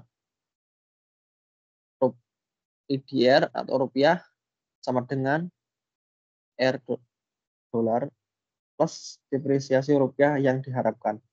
Dalam hal ini IDR adalah tingkat bunga simpanan dalam rupiah sama dengan dalam kurung IDR adalah singkatan dari Indonesia rupiah dan dolar adalah tingkat bunga simpanan dalam dolar. Dengan demikian apabila R dolar sama dengan 1% dan RLDR sama dengan 7%, maka rupiah diharapkan akan depresiasi sebesar 6% dalam 1 tahun.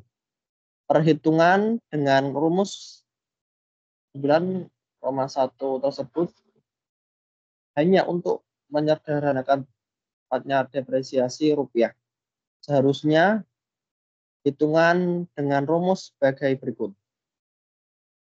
1 plus LDR sama dengan 1 plus R dolar. Sama dalam kurung 1 plus depresiasi rupiah 9,2. Sehingga kalau digunakan contoh yang sama, maka perhitungan akan sebagai berikut. 1 plus 0,07 sama dengan dalam kurung 1 plus 0,101 dalam kurung 1 plus depresiasi rupiah. 1,07 sama dengan 1,01 plus 1,01 depresiasi rupiah. Berapa ini, Pak? 1,01 depresiasi rupiah sama dengan 0,06 depresiasi rupiah sama dengan 0,0594 atau 5,94%.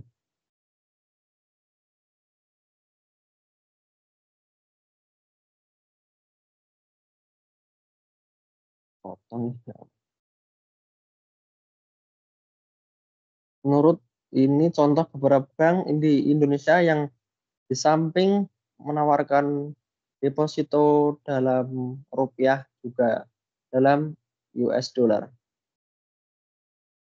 Kita melihat bahwa tingkat bunga deposito dalam rupiah lebih besar dari bunga deposito dalam US dollar. Hal ini disebabkan dan diharapkan akan menguat apabila dikaitkan dengan rupiah. Di samping itu juga bunga simpanan dalam US dollar tersebut di Indonesia lebih rendah daripada suku bunga simpanan dalam US dollar Amerika Serikat. Seperti tabel di bawah ini, tingkat bunga deposito dalam rupiah dan US dollar per tahun di beberapa bank Desember 2016. Lanjut atau ada keterangan, Pak? Dilanjutkan aja. Boleh dilanjutkan. Oke, Pak. Keterangan angka di belakang garis miring menunjukkan suku bunga deposito dalam dolar. Selain interest rate parity theory, juga dikenal purchasing power parity theory atau teori Partisal dan Belli. Teori ini menyertakan bahwa depresiasi rupiah terhadap dolar sama dengan inflasi di Indonesia. Inflasi di AS dalam kurung 9,3. Apabila inflasi di Indonesia diharapkan sebesar 4% dalam 1 tahun dan inflasi di Amerika Serikat diharapkan sebesar 1%, maka depresiasi rupiah terhadap dolar diharapkan akan sebesar 3%. Rumus 9,3 tersebut juga hanya bermaksud untuk menyederhanakan karena rumus yang tepat adalah mirip seperti rumus 9,2. 1 plus depresiasi rupiah sama dengan 1 plus inflasi di Indonesia.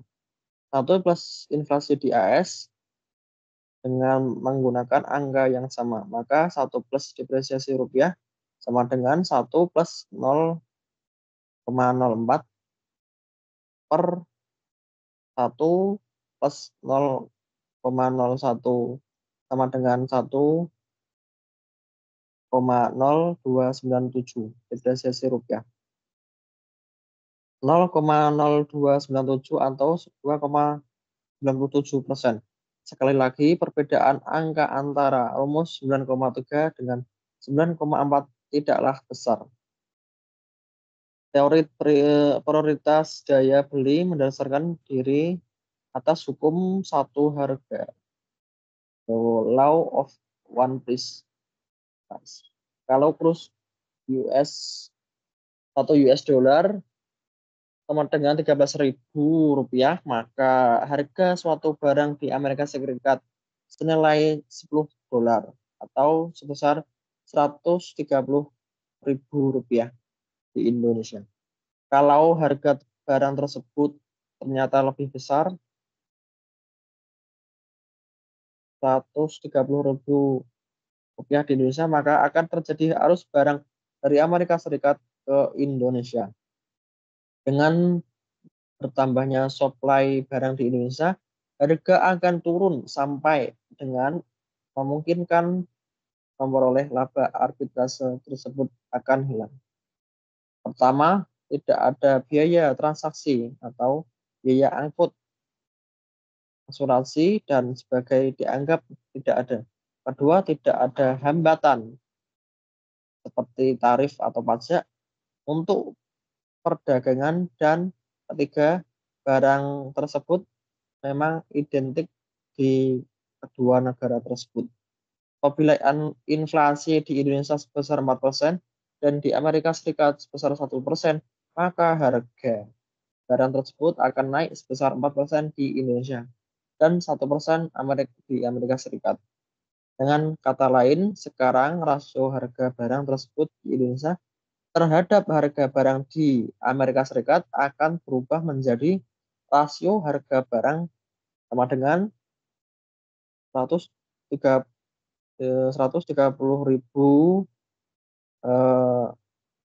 dalam kurung 1 plus 0,04 per 10 dalam kurung 1 plus 0,101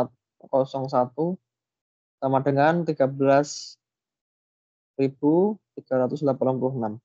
Ini berarti kurs 1 US dollar akan sebesar 13.386 pada tahun dengan depan atau rupiah menurun. Nilainya sebesar 13.386 per 13.000 kurangi 1 sama dengan 0,0297. Angka yang sama kita peroleh dari penerapan rumus 9,4. Ada tambahan, Pak? Nggak ada, dilanjutkan aja.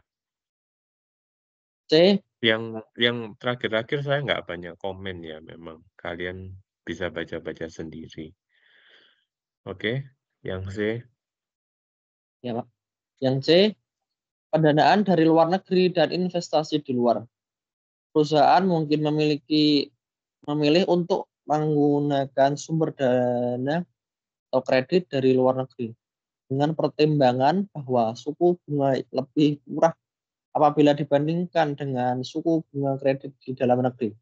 Meskipun demikian, perlu diperhatikan kemungkinan depresiasi mata uang rupiah dan beberapa besar diharapkan terhadap mata uang asing yang kita pinjam. Jadi apabila kita pinjam dalam bentuk US dollar dan membayar bunga 5,5 per tahun, tetapi diharapkan rupiah akan depresiasi sebesar 5% per bulan. Maka tingkat bunga yang kita tanggung sebesar sekitar 5,5% plus 5% sama dengan 10,5%. Angka tepatnya adalah 1 plus 0,055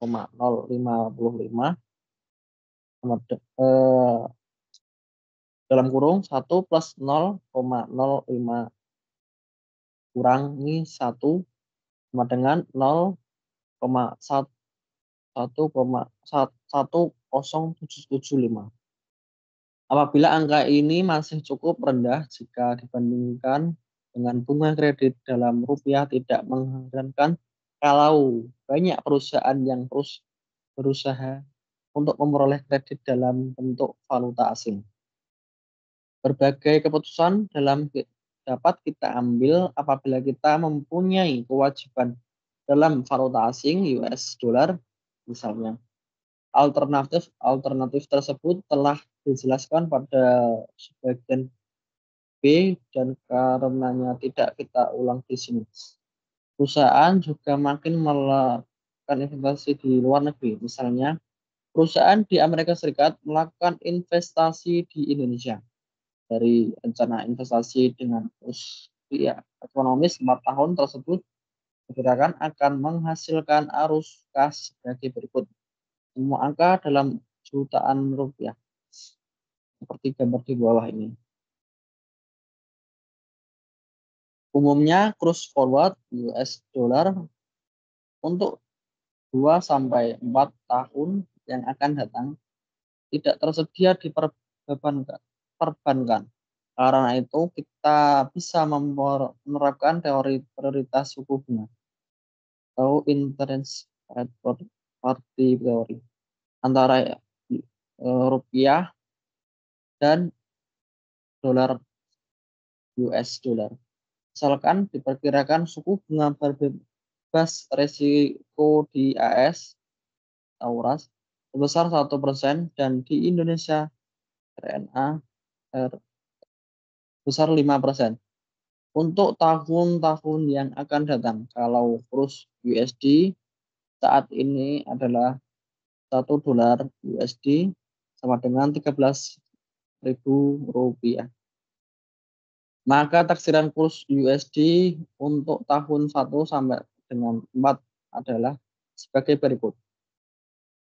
Kurs USD tahun 1 itu 13.000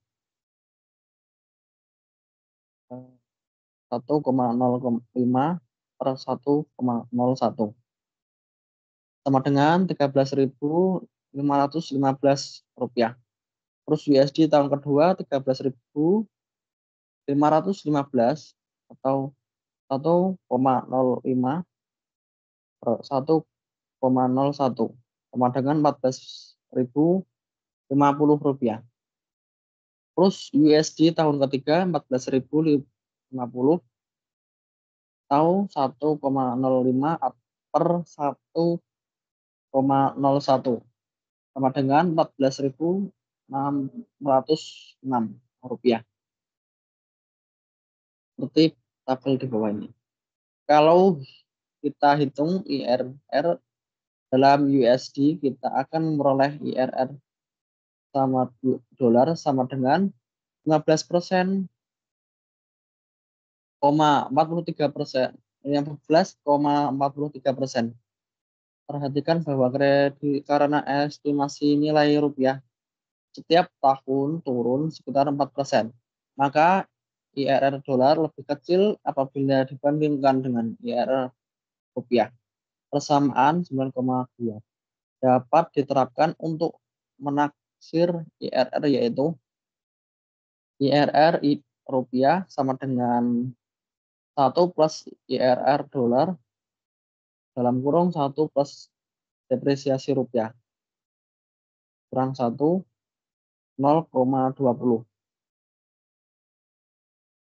sama dengan 1 plus IRR dolar dalam kurung 1,04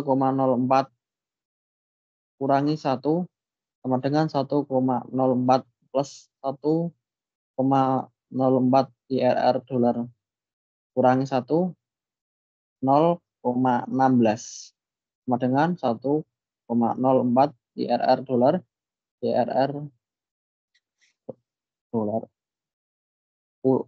sama dengan 0,154,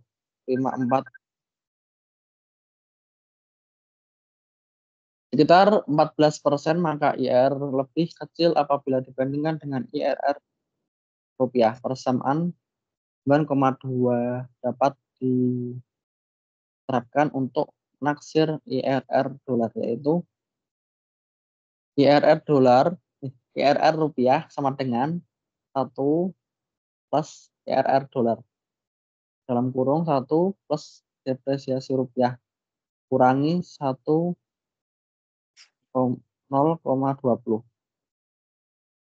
sama dengan 1 plus IRR dolar dalam kurung 1,04 kurangi 1 sama dengan 1,044 plus 1,04 IRR dolar kurangi 1, 0,16 sama dengan 1,04 IRR dolar sama dengan 0,54. Tolnik 1974 menunjukkan manfaat diversifikasi internasional. Dengan melakukan diversifikasi tersebut, perusahaan dapat mengurangi resiko tidak sistematis makin banyak. Apabila bermodal hanya berkepentingan dengan resiko sistematis, ini sesuai dengan pendekatan DAPM, maka resiko yang ditanggung menjadi makin kecil. Pujiastuti dan Husna 1904 menunjukkan bahwa koreksi antara tingkat indeks pasar sebagai negara ternyata cukup rendah. Sebagai akibatnya, biaya modal yang relevan akan semakin berkurang. Menurut biaya modal, tentu saja akan membuat ukuran investasi makin menarik. PPN menjadi makin besar. NPV menjadi semakin besar. Meskipun demikian, dengan memperhatikan temuan Brody 2011 di atas, tampaknya penurunan biaya modal juga menjadi makin sedikit pada waktu terakhir ini. Makin kuatnya korelasi tingkat keuntungan antara negara tampaknya tidak dapat dilepaskan dari fakta bahwa kegiatan keuangan di dunia ini menjadi makin bersatu, hambatan menjadi semakin berkurang. Untuk mendanai investasi di luar negeri, perusahaan dapat memilih alternatif pendanaan sebagai berikut. Satu, perusahaan menghimpun dana di negara asal dan menyalurkan ke negara tempat melakukan investasi. Ini berarti bahwa perusahaan Inggris yang melakukan investasi di Indonesia akan menghimpun dana di Inggris untuk dipergunakan membiayai investasi di Indonesia. Misalnya adalah bahwa kurs rupiah dapat melemah terhadap pound sterling, sehingga perusahaan akan dihadapkan pada risiko valuta asing. Meskipun perusahaan mungkin menjual valuta asing secara forward, tetapi umumnya sulit untuk melakukan transaksi forward yang lebih dari 1 tahun. 2. Perusahaan menghimpun dana di negara pengundang untuk diinvestasikan di negara pengundang.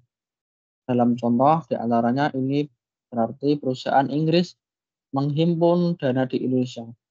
Misal penerbitan obligasi di Indonesia dan menggunakan untuk investasi di Indonesia. Cara ini merupakan cara yang umum dipergunakan untuk melakukan hedging atau perlindungan. Lebih-lebih kalau arus kas dari investasi tersebut diharapkan akan terwujud dalam rupiah. Hanya saja perusahaan tidak dapat melakukan hedging 100% karena tetap ada sebagian modal sendiri yang sebagai dari Inggris tahu dan keberadaan dinyatakan. 3. Mencari dana dari negara ketiga, di mana suku bunga pinjaman paling rendah. Meskipun demikian, perlu dimengerti bahwa rendahnya tingkat bunga mungkin mencerminkan pengharapan rendahnya inflasi di negara tersebut. Misalnya, perusahaan Inggris tersebut meminjam dari bank di Jepang yang menawarkan suku bunga hanya 6% per tahun. Misalkan angka ini bahkan lebih rendah dari bunga pinjaman di Inggris. Meskipun demikian, belum tentu pilihan tersebut merupakan pilihan yang terbaik. Karena dengan perjalanannya waktu, nilai yen mungkin mengalami apresiasi terhadap pound sterling. Apabila teori prioritas tingkat bunga berlaku, maka akhirnya perbedaan suku bunga hampir tidak ada. Semua keputusan pendanaan tersebut pada akhirnya akan menentukan weighing and average cost of capital atau WACC. Perusahaan multinasional tersebut secara konsep WACC dinilai inilah yang kita pergunakan sebagai discount rate untuk mengevaluasi menguntungkan tidaknya investasi tersebut. Dalam praktiknya mungkin tidak mudah menaksir WACC yang tepat kalau diperhatikan kemungkinan penggunaan sumber dana dalam foreign mata uang yang berbeda-beda. Itu tadi presentasi dari kami. Apabila ada kesalahan penulisan dan penyampaian kami kurang jelas, mohon maaf. Terima kasih. Ya, Pak. Ya, terima kasih presentasi dari kelompok yang terakhir ini ya. Ya walaupun terlalu banyak apa kata-kata kalimatnya yang nggak dirangkum ya. Harusnya bisa dirangkum lebih singkat ya. Jadi kalian nggak susah baca terlalu banyak juga ya di sini. Nah, yang KB3 ini masalah manajemen keuangan internasional ya. Jadi sebenarnya tambahan. Jadi di sini KB3 ini tambahan keuangan internasional. Bisa kalian baca-baca lah, tapi seharusnya bukan termasuk manajemen keuangan yang standar ya, pelajaran manajemen keuangan yang standar ya. Nah, manajemen keuangan internasional ini biasanya kalau di kampus-kampus yang lain atau kampus ya walaupun di Indo ataupun di Taiwan juga sama ya, itu ada buka satu mata kuliah sendiri ya, namanya manajemen keuangan internasional, ya. Nah, itu lebih ke ya ini bahas tentang kurs, bahas tentang currency, mata uang, negara-negara, lalu dikaitkan dengan depresiasi, apresiasi, lalu pendanaan kalau di luar negeri, investasinya, diversifikasinya bagaimana, lalu perhitungan NPV sama IRR-nya juga. Kalau diversifikasi internasional bagaimana? Tadi udah dibaca oleh Wahid ya tadi semuanya, tapi saya nggak mau lebih detail masuk ke materi juga, karena terlalu ini ya, terlalu ke materi manajemen keuangan internasional. Jadi yang banyak saya tambahkan tadi yang KB1 sama KB2 tadi, yang saya jelaskan lebih detail ya. Yang KB3 kalian baca-baca sendirilah. Oke, untuk kelompok ini apakah ada pertanyaan untuk materi modul ke-9?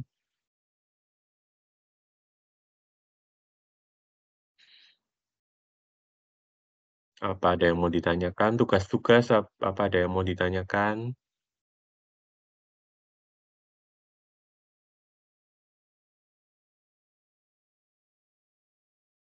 Semua diam. Ya, mungkin kalau nggak ada yang ditanyakan kita akhiri ya, karena kita tadi juga nggak ada istirahat kan.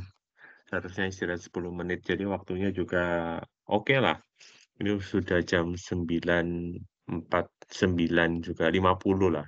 9.50 waktu Indonesia Barat. Atau kalau di Taiwan 10.50 kan. Udah waktunya juga eh inilah udah ya bisa dibilang sudah selesai lah. Karena kita tadi juga nggak pakai waktu istirahat kita. Jadi ya oke lah, kita akhirin web kita hari ini, web kita semester ini, ya kan. Ini sudah web terakhir. Jadi kalau misalnya saya harap manajemen keuangan ini kalian bisa belajar banyak ya. Walaupun banyak hitungannya ya. Yang kalau misalnya semester-semester lalu saya ada mata kuliah manajemen operasional atau apa yang organisasi sorry ya, yang banyak teorinya kayaknya kalian lebih suka ya gitu kan tanpa hitungan. Tapi di sini dengan hitungan ya banyak hitungannya. Memang lebih banyak saya ngajar di mata kuliah yang banyak hitungannya ya. Karena memang saya lebih tertarik di hitungan. Dan ini keuangan kan, keuangan itu penting juga buat kalian juga. Walaupun kalian mungkin nggak jadi manajer keuangan ataupun apapun ya, tapi kalian kalau buka bisnis atau buka usaha kecil pun kalian bisa pakai. Ya, keuangan ini kalian bisa pakai gitu loh di masa depan ya, walaupun kecil-kecilan hitung NPV lah kan. Atau kalian mau beli rumah, ngitung KPR itu kalian hitung pakai NPV lebih bagus. Ya kan, cicilan tiap tahunnya berapa, kalian hitung pakai NPV. Oh, kira-kira untung nggak ya kalau saya pakai KPR, beli rumah pakai KPR atau nggak usah pakai KPR. Itu kalian hitung pakai NPV. Ya, jadi semuanya bisa terpakai ya, walaupun kalian nggak jadi manajer keuangan atau nggak jadi dosen atau nggak jadi bagian keuangan atau akuntansi gitu di perusahaan, tapi di kehidupan sehari-hari kalian itu bisa kepakai di sini. Ya, saya harapkan kalian juga bisa pakai itu di dalam kehidupan sehari-hari ya. Investasi juga kan, di saham, itu ada kan teorinya di sahamnya yang kemarin modul 8, 7 ya. Kalian buka-buka lagi ya. Ya, jadi semoga semester ini kalian belajar banyak, kalian bisa terapkan dalam kehidupan kalian juga. Ya, kalau misalnya saya ada salah, saya mohon maaf. Ya, ini web kita terakhir. Ya, kalau misalnya ada pertanyaan atau apapun tentang tugas ataupun ujian, kalian ada yang mau ditanyakan tentang materi atau nggak jelas atau ada yang angka-angka dapat dari mana, Pak, kalian bisa langsung chat saya ya. Jadi supaya kalian belajarnya juga enak untuk ujian. Ya, ujian mungkin masih bulan depan ya? Bulan 10 atau bulan bulan 7 atau Ada yang bulan bulan 6? ini, Pak. Kenapa? Udah ada yang bulan ini. Udah ada yang Pak. bulan ini? Bulan ini ujian bisa. Udah bisa, Pak. Bulan ini udah mulai. Oh, 6, jadi 7, lebih Pak. cepat ya? Bulan 6, 7 ya? Oke. Mungkin akhir ya? Akhir bulan 6 ya? Enggak. Saya tanggal 15, Pak. Saya tanggal Pertengahan udah 15 ada. Juni. Oh, udah cepat ya. Ya, jadi kalian kalau misalnya 1 minggu ini ada pertanyaan, nggak tahu yang manajemen keuangan kapan tesnya. Ya, mungkin tiap orang beda-beda ya tesnya, Beda-beda, jadwalnya. Pak. Beda-beda. Iya, Jadi Pak. kalian kalau ada pertanyaan, kalau bisa dipelajarin ini ya, dicicil ya, jangan langsung dadak mau ujian baru 1 hari sebelumnya belajar gitu. Nggak bisa. Soalnya susah hitungan kan, 9 modul juga banyak banget. Ya, jadi kalian cicil satu-satu. Kalau misalnya nggak ada yang nggak jelas, tanyakan ke saya juga boleh ya. Oke, kalau gitu Iya, Pak. saya tutup Bapak, ya saya web kita. mewakili teman-teman semuanya, mohon maaf bila kita banyak kesalahan. Terima kasih juga ilmunya. Terima kasih juga sudah memaklumi gitu, Pak. Semoga Ya, ketemu terima di kasih. kesempatan selanjutnya. Iya, terima Ya, kasih, pasti Pak. kita ketemu di semester-semester berikutnya mungkin. Ya.